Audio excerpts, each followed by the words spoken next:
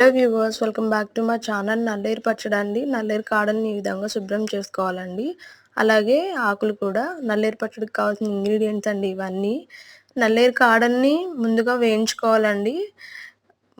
బాగా వేయించుకోవాలి ఈ రంగు వచ్చేంత వరకు. అలాగే ఆకుల్ని మధ్యలో వేయించుకోవాలండి.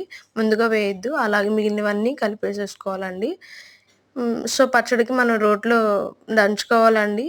జీలకర్ర, ఉప్పు, చిన్నుల్లిపాయలు అండ్ ఇందులో మనం వేయించిన పప్పులు ఆప్షనల్ మాత్రమేనండి. కొంచెం టేస్టీగా ఉంటుంది.